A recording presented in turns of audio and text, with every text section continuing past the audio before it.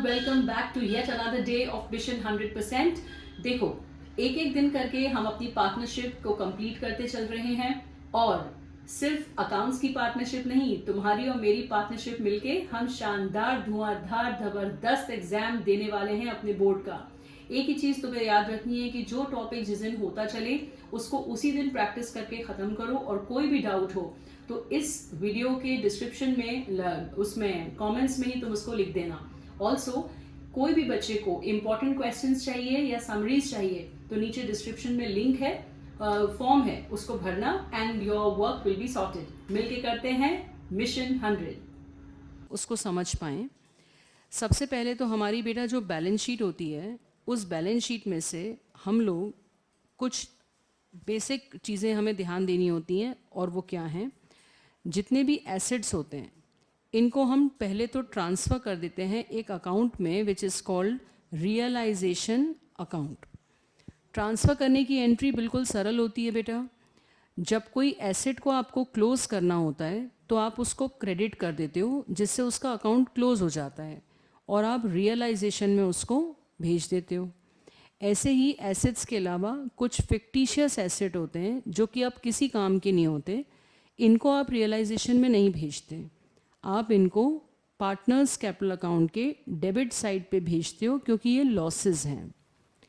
उसके बाद बेटा कैश अकाउंट जो होता है वो भी आप रियलाइजेशन अकाउंट में नहीं भेजते, क्योंकि वो तो already in the form of cash है, और हमारा पर्पस है रियलाइजेशन में भेजने का कि वहाँ से हमें एक एक करके एसेट्स को रियलाइज़ करना है, बेचना है। तो जो चीज़ ऑलरेडी कैश में है उसे थोड़ी बेचना है। ऐसे ही जो कैपिटल है ये और रिजर्व्स एंड सरप्लस, ये हमारी इंटरनल लाइबिलिटी होती है। इंटरनल लाइबिलिटीज़ को हम रियलाइजेशन में नहीं भेजते, बट बैंक लोन, क्रेडिटर्स, इस तरह की जितनी भी आउटसाइड लाइबिलिटीज़ होती हैं इनको भी हम रियलाइजेशन में भेजते हैं और वहाँ से हम इनका पेमेंट कर देते हैं। तो ये सब कुछ करने के प्रोसेस में अभी आपने जर्नल एंट्रीज सीखी थी। जब आप जर्नल एंट्रीज सीख पे थोड़ा सा आपका कंट्रोल आ जाएगा तब अपन रियलाइजेशन अकाउंट बनाना सीखेंगे। तो हम लोगों ने जो जर्नल एंट्रीज की थी उन्हें एक क्विक रिव्यू कर लेते हैं फटाफट। आप अपना रजिस्टर खोल लीजिए। सबसे पहले एसेट्स को बेचने का आप क्योंकि एक बार पढ़ चुके हैं तो रिवाइज करने में आई होप आपको बेहतर समझ आएगा। फॉर ट्रांसफ़र ऑफ एसेट क्या लिखा है वहाँ पर, what have we written, all assets excluding cash, bank and fictitious assets. All right बच्चे, तो ये हमने एसेट्स का ट्रांसफ़र देखा था, लाइबिलिटी का ट्रांसफ़र देखा था। अब जब हम ट्रांसफ़र करते हैं तो एक ही फंडा था, एसेट है डेबिट आइटम, उसको क्रेडिट कर दो तो वो वैसा हो गया, क्लोज हो जाएगा। लाइबिलिटी है क्रेडिट आइटम, उसको डेबिट कर दो तो वो क्लोज हो जाएगा। और ये सब कुछ करने के बाद उसके बाद हमने उनको बेचना चालू किया था। तो जब हम एसेट को बेचेंगे तो हमें क्या मिलेगा, कैश। कैश अकाउंट डेबिट करके हम टू एसेट नहीं लिखेंगे क्योंकि एसेट तो हम अकाउंट क्लोज कर चुके हैं, हम रियलाइजेशन लिखेंगे। ऐसे जब हम लाइबिलिटी को पे करेंगे तो हम लाइबिलिटी टू बैंक नहीं लिखेंगे, हम रियलाइजेशन टू बैंक लिखेंगे। तो इस प्रकार से हम एंट्रीज करेंगे। फिर मैंने तुमसे कहा था हम ऐसा ट्रांजैक्शन और उसके लॉजिक के साथ एंट्रीज सीखेंगे। ये सारी टिपिकल और टफ एंट्रीज़ हैं। हमने पिछली क्लास में करीबन एंट्रीज़ कर ली थी 12 तक, अब हम 13th एंट्री से शुरू कर रहे हैं। तो आप अपने रजिस्टर में लिखिए, ठीक है। Question number 13, a creditor for 1,40,000 took machine valuing 1,80,000 and paid to firm 40,000।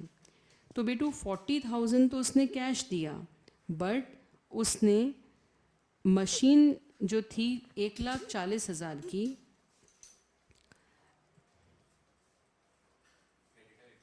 हमारा क्रेडिटर 1,40,000 का था, उसने क्या किया, मशीन 1,80,000 की ली और कैश दे दिया फर्म को। मतलब उसने ज़्यादा वैल्यू की चीज़ ली ना, तो उसने एक्स्ट्रा पैसे फर्म को वापस कर दिए।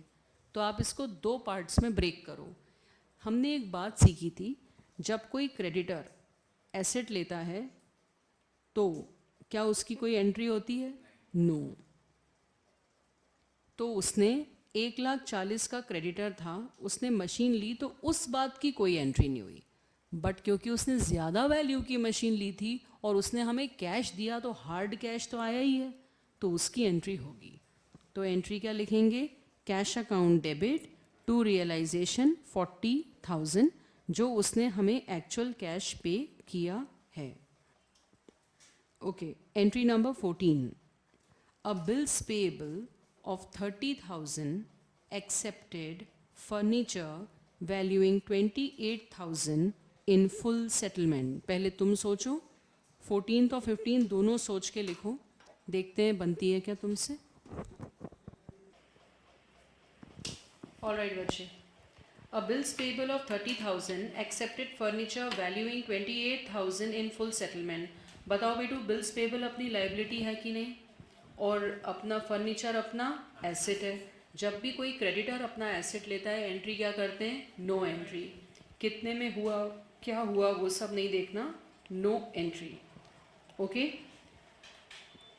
15th, अ क्रेडिटर जिसकी 70,000 बुक वैल्यू थी, उसने 30,000 कैश में ले लिया, ठीक है, तो ये पेमेंट हुआ एक तरह से। And investments of 45,000 for full settlement. तो हमें क्या पता है कि अगर वो हमारे एसेट लेगा तो जर्नल एंट्री नहीं होगी, बट कैश लेगा तो उतने पोर्शन की एंट्री होगी। तो हम एंट्री करेंगे realisation account debit to cash, जो कि उसने कैश कंपोनेंट हमसे लिया है। Clear everyone? अगर कहीं अंडरस्टैंडिंग में इशू आ रही हो तो ज़रूर बताओ, क्योंकि अगर रूल क्लियर नहीं है तो हम कितनी एंट्रीज कर लें, एग्ज़ाम में नहीं आएगी तो तुम्हें दिक्कत दे जाएगी।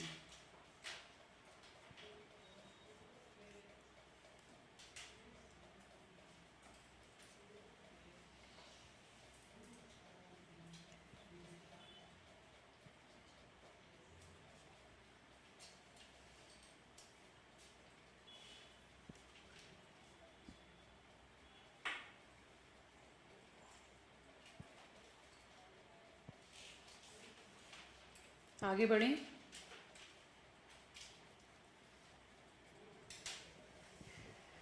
16th, 50% furniture taken over by partner A at 20% less than the value of the books, remaining sold for 1,05,000।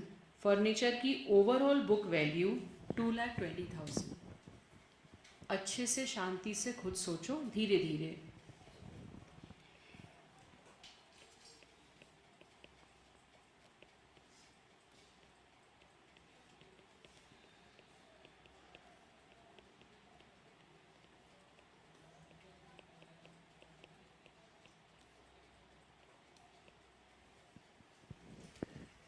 हमारा फर्नीचर 2,20,000 का था, उसका 50% 1,10,000 हुआ। पार्टनर ने इसको 20% लेस वैल्यूएशन पे लिया। सो 1,10,000 का हम 20% निकालेंगे, 22,000। 22,000 की चीज़ को उसने कितने पे लिया?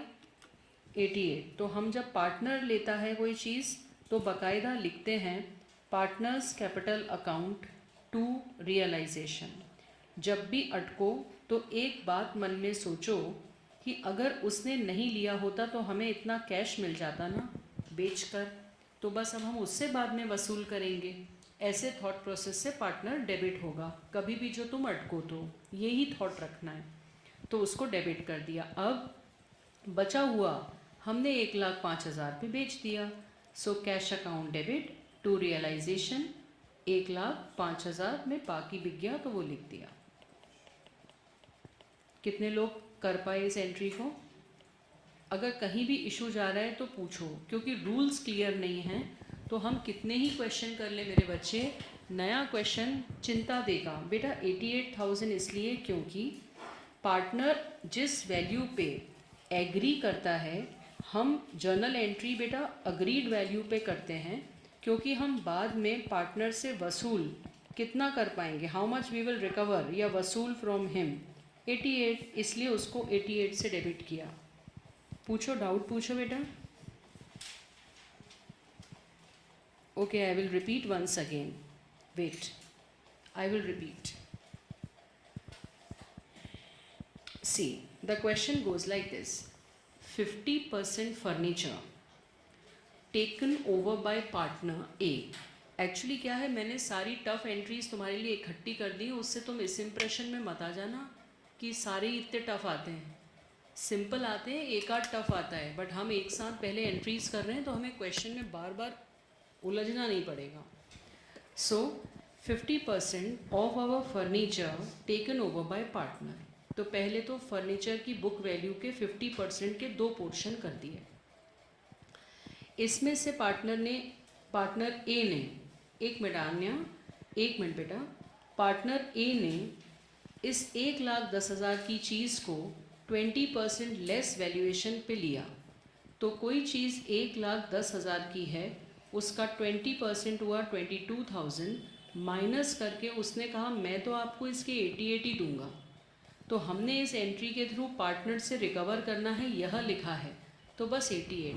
और कभी भूल जाओ तो बस याद रखना कि इसी चीज़ को बेचते तो bank account debit to realisation होता, तो पार्टनर से बाद में ले लेंगे हम ये पैसे. अब 50% के बाद जो बचा हुआ 50% portion of the book value था वो 1,10,000 था. वो कितने का था बचा इससे मतलब नहीं है, बिका 1,5 में, तो दैट्स वाई 1,5 से उसकी एंट्री हुई. बेटा तुमने कहा है पार्टनर को मैम डेबिट क्यों करेगा, आई एम क्वाइट श्योर कि तुमने फिर पिछली क्लास अटेंड नहीं की होगी. बेटू, जब भी हमें पार्टनर से कुछ वसूल करना होता है बच्चे, तब हम पार्टनर के अकाउंट को डेबिट करते हैं. घर ले गया वो, रैदर देन हम किसी बाहर को बेचते, वो अपने घर ले गया, तो हम उससे बाद में पैसे लेंगे ना. Question number 17. क्रेडिटर्स की बुक वैल्यू थी 30,000. दे वर ड्यू आफ्टर 1 मंथ. माने 31 मार्च को अगर देखें तो हमें उन्हें 30 अप्रैल को देना था, बट उन्होंने कहा इमीडिएटली पैसे दे दोगे तो हम 6% डिस्काउंट दे देंगे. दिमाग लगाओ, तुम बताओ क्या होना चाहिए. हमें देने कितने थे व्यक्ति को? 30. हम वो जल्दी दे रहे हैं तो वो हमें 6% का डिस्काउंट दे रहा है 1 मंथ के लिए. ये 6% पर एनम का मतलब है जितनी जल्दी होगा बस उतने दिन का ही बेनिफिट मिलेगा. 6% इज फॉर पूरा साल, राइट? तो इसलिए इंटू 1/12 करा. सो 30,000 का 6% 1800 डिवाइडेड बाय 12 150. तो हमने क्रेडिटर को इतने रुपए कम करके दिया. तो रियलाइजेशन टू कैश या बैंक 150 माइनस करके दो, तो 30,000 में से माइनस कर दो.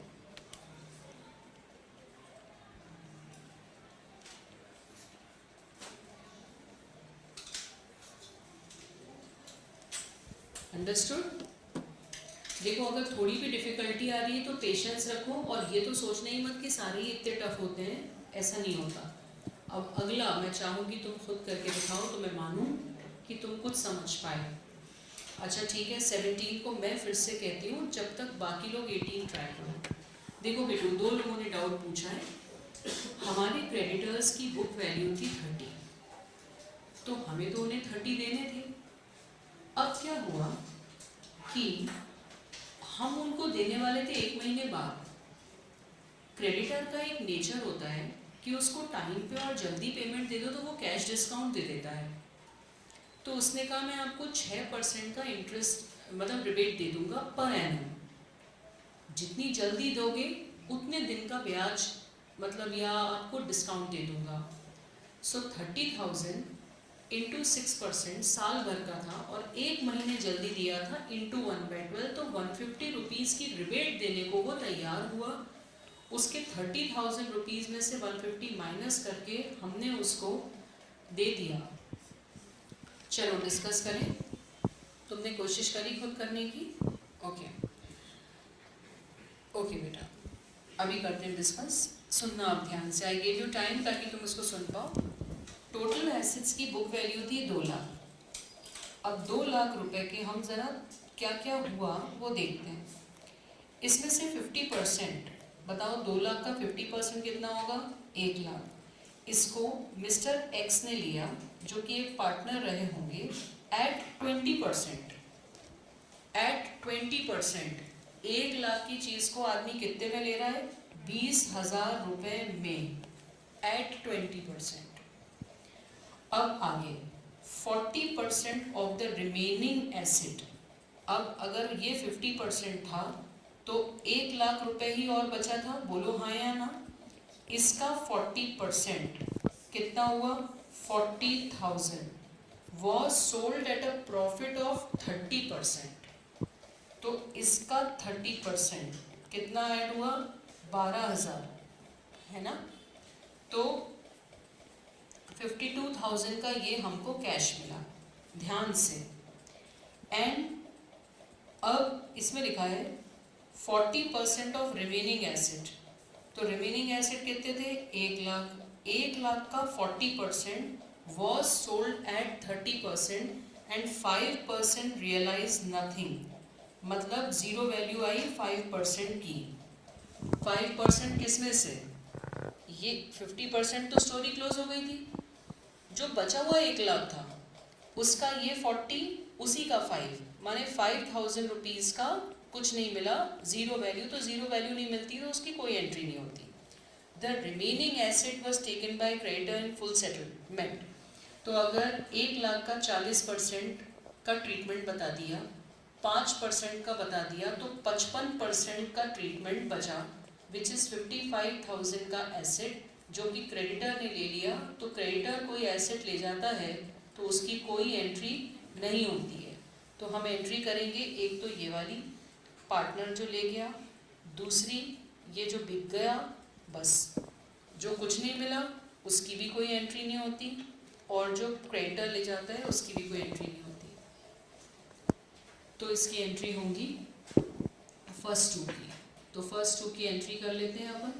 पार्टनर एक्स ने लिया ना, तो excess capital account to realisation 20,000, और दूसरा रियलाइज माने बिक गया, तो कैश अकाउंट टू रियलाइजेशन 52,000। कितने लोग सही कर पाए? ठीक है, चलो जो नहीं कर पाए एक बार और समझ लो, क्योंकि अगर हम ब्रेक डाउन करके चीज़ों को समझेंगे नहीं तो ऐसे एंट्री हमको तकलीफ देती ही रहेंगी। ऑनलाइनर्स pay attention again. Total asset हमारे 2,00,000 के थे। 2,00,000 यहाँ लिखा, 50%, 2,00,000 का 50% इज 1,00,000। ये मिस्टर एक्स ने ले लिया एट 20%, मतलब उसने कहा कि मेरे लिए ये 20% की वैल्यू है, मैं आपको 20,000 ही दूंगा। तो वो जितने देगा हम उतना, उसका अकाउंट उतने से ही डेबिट करेंगे। उसके बाद बेटा बचा 50%। बेटा सुनो ना, मेरे को बोल लेने दो एक बार बेटा। ये 20 लिखा है, 50% वॉज टेकन बाय एक्स, तो मतलब 2,00,000 का 50% का ट्रीटमेंट होके वो बात गई अलग। अब 2,00,000 के 50% बचा जिसकी वैल्यू हो गई 1,00,000। अब वो कह रहे हैं इस 1,00,000 का 40% मतलब 40,000 वॉज सोल्ड एट 30% प्रॉफिट। ये सेकेंड बात उन्होंने बोली। This is the second part. I will just rub this and I will just mark it. ये हो गया उसका फर्स्ट पॉइंट, ये हो गया उसका सेकेंड पॉइंट। तो 52,000 वहाँ से आ गए। 5%, ये सारी बातें 1,00,000 की ही हो रही हैं। 1,00,000 के 5% की कोई वैल्यू नहीं बची, तो जिसकी कोई वैल्यू नहीं बचती उसकी कोई एंट्री नहीं होती। अब बेटा 1,00,000 में से 40 के बारे में बता दिया, 5 के बारे में बता दिया, तो 55% बचा, मगर क्रेडिटर ने ले लिया उसको। तो जब क्रेडिटर लेता है तो उसकी कोई एंट्री नहीं होती, इसलिए इसकी एंट्री नहीं हुई। अब तुमको मुझे बताना है कि इस पूरी स्टोरी में तुमको कहाँ कहाँ और क्या क्या गैप हुआ, तो मैं उसको पुनः फिर से बताऊं। ऐसे क्वेश्चन को 4 टुकड़ों में तुमको ब्रेक करके ऐसा करना और समझना पड़ेगा। बोलो, डाउट पूछो। तब तक बाकी लोग 19th वाला ट्राई करो, ऐसे ही चार्ट बना के ट्राई करो। 19th हो जाएगा तो अगला 20th भी कर लेना। ट्राई करा, चलो देखते हैं। stock of the book value of 7,800, assets of the value of 17,000. Partner A took stock at the rate of 7,000 and some sundry assets at 7,200, being 10% less than book value. Partner B took remaining assets at 90% of book value less 10% discount. थोड़ा सा घुमावदार है, try करो, कर रहे कुछ लोग, try करो, उसको ब्रेकअप करके धीरे धीरे पढ़ो. धीरे धीरे पढ़ोगे तो उसका सोल्यूशन निकलेगा. धीरे धीरे पढ़ो. चलिए, A's capital account debit to realisation 14,200, ये वाला सही है. चलो ठीक है, अनुभूति फर्स्ट इज डन. आन्या तुमने भी सही बोल दिया. और नेक्स्ट पार्ट, कम अगेन. हाँ बोलो बोलो. देखो भाई 19th का ये answer. Combined entry, A's capital account 14,200, B's capital account 8,000 to realisation 22,200. कितने लोगों का सही हुआ? आधा सही हुआ. तो आधा सही है तो भी ठीक है, बहुत अच्छी बात है. अभी तो चैप्टर शुरू ही हुआ है, सेकेंड डे है आज. अगर आधा भी सही है तो बढ़िया है. चलो ठीक है, मैं इसको सॉल्व करती हूँ. जिसकी जो जो मिस्टेक हुई, मेरे क्या एक साथ इतने काम चल रहे हैं कि मेरी यही समझ में नहीं आ रहा इसको संभालूँ, इसको संभालूँ कि इसको संभालूँ. चलो ये वाला मिटा दूँ मैं, पिछला वाला तो समझ आ गया ना.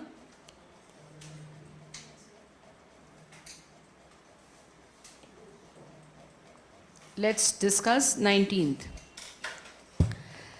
हमारा स्टॉक जो है उसकी बुक वैल्यू थी 7,800 और कुछ एसेट्स थे हमारे पास 17,000.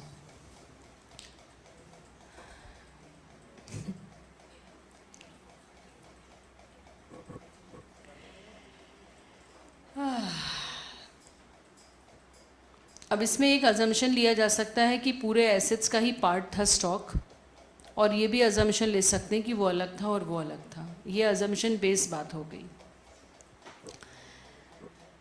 Partner A took stock at 7,000, तो ये तो ठीक है, 7,000 पे उसने लिया है पार्टनर ए, तो उसकी एंट्री हो जाएगी A's capital to realisation at 7,000. आगे लिखा है and some sundry assets at 7,200, तो उसकी भी एंट्री हो जाएगी. तो कुल मिला के 14,200 तो सभी लोगों ने कर ही लिया था इस एंट्री को. बोलो हाँ या ना. Being 10% less than book value, तो अगर ये उसने ऐसा, इसको मैं कर लेती हूँ, अगर उसने 7,200 पे लिया था तो ये 90% था, क्योंकि उसने 10% लेस वैल्यू पे लिया था ना, तो ये 90% था. तो इसका 100 कितना रहा होगा, तो इससे हमें पूरे पता चल जाएगा. माने 8,000 रुपीज़ का स्टॉक उसने लिया इसमें से 17,000 में से, तो 17 में से 8 गए, तो बस यहाँ से हमको पता चला कि 9,000 बचे. अब उसने रिमेनिंग 1,000 को 90% पर लिया, तो इसका 90% हो गया 8,100. हाँ ना, बोलो हाँ या ना. माइनस 100 रुपीज़, तो 8,000 रुपये पे इसने लिया. तो इतना घुमा फेरा के बात तो इतनी सी निकली कि एक पार्टनर को इससे डेबिट करना है, एक को 14,200 से डेबिट करना है. फिर से बोलूं,